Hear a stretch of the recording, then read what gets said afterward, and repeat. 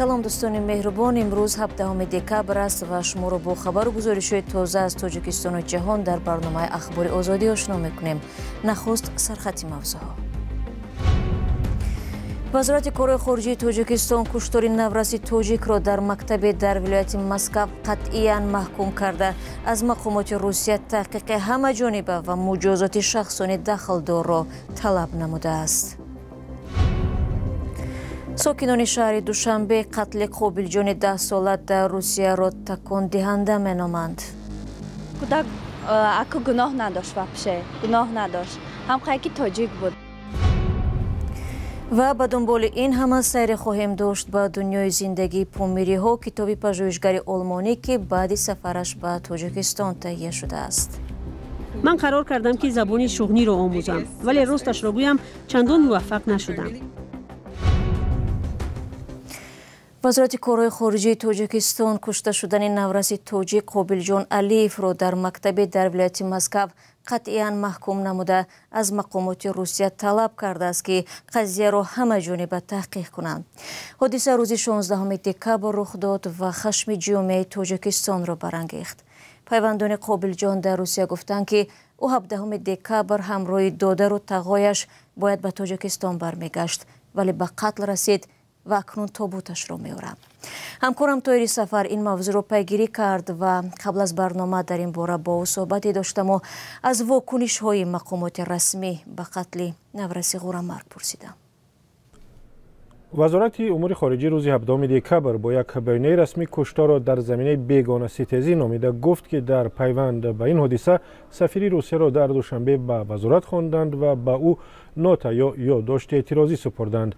дар изҳорот омадааст аз ҷониби Русия талаб шудааст ки ин ҳодисаи фоҷиабор фаврӣ, воқеъбинона ва беғаразона таҳқиқ шавад, ҳамаи шахсони дахлдорро тибқи қонун ва ҷавобгарӣ бикашанд. ёдрас мекунем ки 16 декабр дар натиҷаи ҳамлаи як ноболиғи рус ба мактаби миёнае дар ноҳияи Одинсово дар вилояти Москав Қобилҷон Алиев навраси 10 солаи тоҷик кушта шуд. вазорати корҳои дохилӣ ҳам гуфт ки вазир Рамазон Раҳимзода бо ҳамтои русаш Владимир Колокольцев дар бораи ин ҳодиса телефонӣ гап заданд. дар байонаи вазорат омадааст ки Раҳимзода аз Колокольцев талаб кардааст ки сабабу омилҳои ҳодиса ҳамаҷониба санҷида ва чораҷӯӣ карда шавад. аз ҳамкорам ҳамчунин пурсидам то ҳол чӣ ҷузъиёти дигаре дар бораи Қобилҷон Алиев ва рӯзи фоҷиа ба даст омадааст. шахсони наздик ба хонаводаи Қобилҷон Алиев гуфтанд ки ӯ рӯзи 17 декабр ҳамроҳи додару тағояш бояд ба Тоҷикистон бармегашт, вале акнун тобуташро мефиристанд. яке аз наздиконаш ба Радиои Озодӣ гуфт ки муҳлати эътибори шиносномаи Қобилҷон ва додараш ба поён мерасид ва модарашон ният дошт ки рӯзи 17 декабр барои онҳо ваколатнома имзо карда сипас ба Тоҷикистон бифиристад. мусоҳиби мо ки нахост номаш бурда шавад гуфт Қобилҷон Алиев ҳамроҳи додараш ки аз ӯ хурд аст дар як синф дар мактаби ба номи Успенская дар ноҳияи Одинсовои Москав мехонд ва аз қавли додари Қобилҷон Алиев ҳодисаро ин гуна нақл кард. ноболиғи ҳамлавар бо корд ба онҳо наздик шуда аз кадом миллат буданашонро пурсидааст. Қобилҷон гуфтааст шумо ба синф дароед, ман ҳушашро ба тарафи дигар мекашам ва ба сӯи зинапоя давидааст, вале дар зинапоя пешпо хӯрда афтодааст. падари Қобилҷон Алиев дар гузашта дар Тоҷикистон низомӣ буда 3 сол пеш бар асари беморӣ вафот кардааст. соли дигар аз ҳамкорам дар бораи оилаи Қобилҷон Алиев буд ки аз куҷо ҳастанду кай ба Русия рафта буданд. хонаводаҳои баъзе аз наздикони Қобилҷон Алиев дар деҳаи Ҳафтепа дар 34 километри маркази шаҳри Ҳисор ва дар марз бо Ӯзбекистон зиндагӣ мекунанд. Лутфулло Соибов мудири мактаби ҳамин деҳа рӯзи 17 декабр дар суҳбат бо Радиои Озодӣ гуфт ки хабари марги Қобилҷон аҳли ин деҳаро мотамзада кард. ӯ афзуд Нилуфар Сафоева модари Қобилҷон дар ин деҳа бузург шудааст ва баъд аз шавҳар кардан ба ноҳияи Шаҳри Нав кӯчидааст. Қобилҷон синфи якумро дар мактаби деҳаи Ҳафтепа хондааст. 3 сол пеш баъд аз фавти падари хонавода Нилуфар Сафоева ҳамроҳи 2 писараш аз ҷумла Қобилҷон ба Русия кӯчиданд. ӯ дар мактабе ки кӯдакаш кушта шуд ҳамчун фарош кор мекардааст. яке аз ҳамкорон ва дугонаи Нилуфар ба Радиои Озодӣ гуфт ки ӯ дар Русия зиндагии миёнаҳоле дошт ва бо патент کار میکرد. مردم محلی این عائله را احترام میکردند. همسایه‌های روسشون هم جمع شده برای کمک به خانواده قابل جان مبلغ جمع آوردند. دوستان عزیز، واکنش ها به کشته شدن نورسی توجی قابل جان علیف را در سامانه رادیو زودی می توانید پیگیری کنید. باید گفت قتل قابل جان علیف میان کاربران در شبکه‌های اجتماعی هم واکنش های تندی را به میان گذاشت. آنها از مقامات تاجیک طلب دارند که نسبت این حادثه واکنش جدی نشان بدهند. همزمان همکاران ما در دوشنبه علیشیر ظریفی و امیر ایسایف در یک پرسش سر راهی از ساکنان سوال نمودند که به نظر آنها چرا این گونه حادثه ها در نسبت تاجیکان رخ می دهد و چگونه می شود از چنین عملکردها جلوگیری نمود. پاسخ راهگذران یکسان نبوده است. نوی روز که برآمدگی خیلی وقت کردن خیلی این کودکاشون میبینن عبرت میگیرن.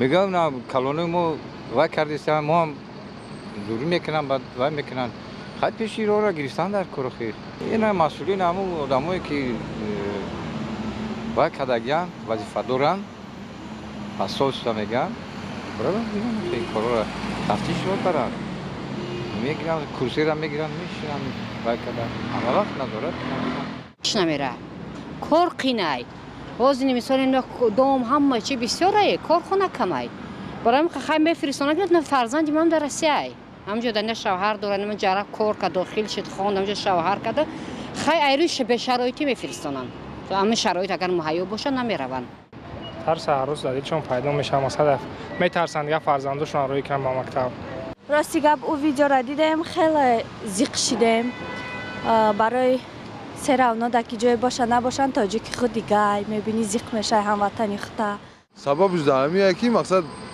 ما هم خوبی میکنیم با مردمی روز هم پیشروی میکنیم قچی میکنیم که ما را حرمت عزت کنن قچی کنن که ما را دوست نمیدونن ما را هم خیلی مقصد ناتسیستی میکنن آدمای ما را نصف میکنن مقصد برای این میبره شخصا در همونجا انا 5 سال کار کردگی فعالیت کردگی انا بسیارتر مهاجرای مهنتی را علاوه خصوص چه بگیم ما را همون چیزامونا فرزندای ما را میخوندن در همونجا مثال ای سبب گراژانس و نبودنمون 2 سال کم گرفتنش 2 سال پس گرفتنش و بسیارتر در راه روی هم که اهمیت میتی انا مقصد نینویدید میکنند این برمیگرده یک مسئله تاریخیه یعنی شما فقط تحت مسئله ریسیسم نیستید توی روسیه کلا حتی ایرانیایی هم که اونجا هستن بعضا این مشکل براشون پیش میاد من دوست توی سن پترزبورگ داشتم توی مسکو داشتم این مورد هست خب ولی چجوری میشه برطرفش کرد اینکه وقتی همچین اتفاقی میفته امبسی شما توی روسیه دولت شما به شدت باید پیگیر باشه اون بچه روس هم گناهکار نیست اون سیستمی که توی خانواده‌اش داره اونو یه برتربینی بهش میده باعث میشه که فکر کنه که یه حس برتری داره کودک اکو گناه نداشت واپشه گناه نداشت هم خیلی تاجیک بود تمام بهترش همیه که جای کاری معین جای کاری بهترین تشکیل کنن بسیارتر مهاجرو نرون همین قمه گفتم بیان همینجا در کار کنن آباد کنن وطنشون بینندگان عزیز اگر شما نیز در رابطه به این قضیه نظری داشته باشید پس زیر همین برنامه نویسید.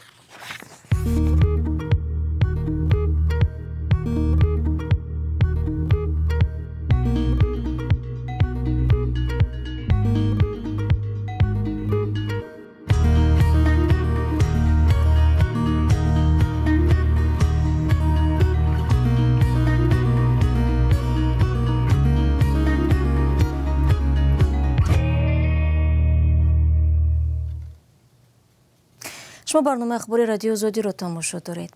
رهبران اروپایی پس از مذاکرات صلح برلین در یک بیانیه مشترک اعلام کردند که تصمیم گیری درباره هر گونه واگذاری قلمرو اوکراین تنها حق مردم این کشور است و فقط بعد آن میتوان ضمانت‌های امنیتی قوی پیشنهاد شود. طبق این بیانیه یکی از ضمانت‌های امنیتی که روز 15 دکبر مورد توافق قرار گرفت ایجاد نیروها به رهبری اروپا است که با اشتراک کشورهای داوطلب تشکیل می شود و در تامین امنیت فضایی اوکراین و حفاظت از راههای بحری نقش خواهد داشت. این بیانیه از سوی 10 رهبر اروپایی از جمله اورسولا فون در لاین رئیس کمیسیون اروپا نشر شده است. چند پیش تحقیق فیونا نعیم یک دانشمند علوم انسانشناسی دانشگاه هومبولت آلمان نشر گشت که تاریخ فرهنگ و سیاسی مردم ولایت مختار کوهستان بدخشان را در مرکز توجه قرار داده است. نام کتاب دنیای زندگی، پومیری ها، خاطره ها و گسستگی در بدخشان تاجیکستان است و آن را می شود در شبکه کتاب فروشی آمازون دریافت نمود. همکار مخرمان بقازاده درباره این کتاب با فیونا نعیم صحبت کرد و از جمله درباره زباندانیش پرسید.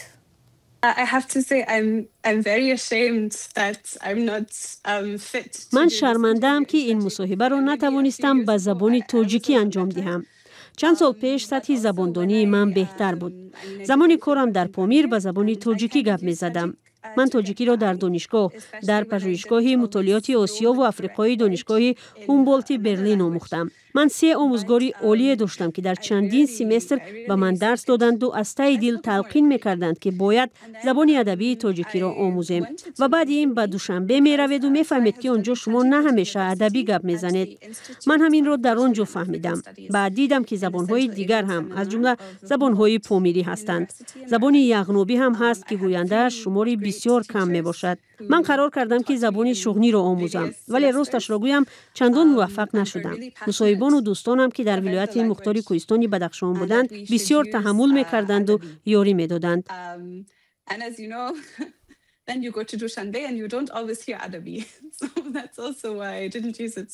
تا کجا به نظر شما ویژگی و تاریخ ولایت بدخشان تاجیکستان و هم مردم آن پررو و همه جانبه آموخته شده است و یا برعکس هستند پهلوهایی که فکر میکنید دست ناخورده هستند؟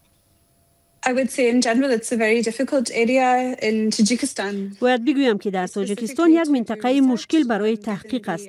چندین محدودیت را باید به اعتبار بگیرید ولی من نیت دارم در طرح آینده‌ام به موضوع نقش آقاخان و آژانسی رشد آقاخان نظری اندازم. نه تنها به تغییراتی که آنها آوردند و در رشد زبان انگلیسی توسط شبکه‌های اجتماعی و مطبوعات رقمی آوردند بلکه تحصیل و معلوماتگیری زمانوی را که فراهم کردند و برای کاریابی در آینده با یاری آژانسی رشد مساعدت کرده است. پامیری‌های اسماعیلی تحریک زیاد پیدا کردند. این موضوع را من می‌خواهم در طرح‌های آینده هم باز کنم. در این باره‌ها بعضی‌ها الکی نوشتند ولی من می‌خواهم از دید علم انسانشناسی به این مسئله مراجعت کنم. به خصوص چگونه به لندن رفته و آنجا در جمعیت خود به سر می‌برند.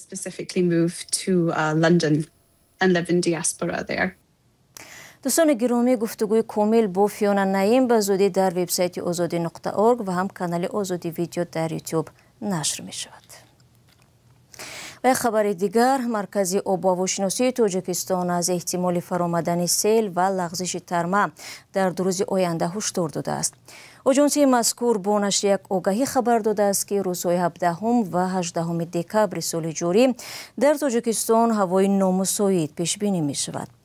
در نتیجه باریدن برف و باران زیاد و نرمی هوا در ناحیه‌های خاولینگ و مومن‌آباد ولایت ختلان، همزمان در ناحیه‌های رشت، سنگوار و عقبه چهارمغزه که ناحیه‌های تابع جمهوری احتمال آمدن سیل‌ها وجود دارد.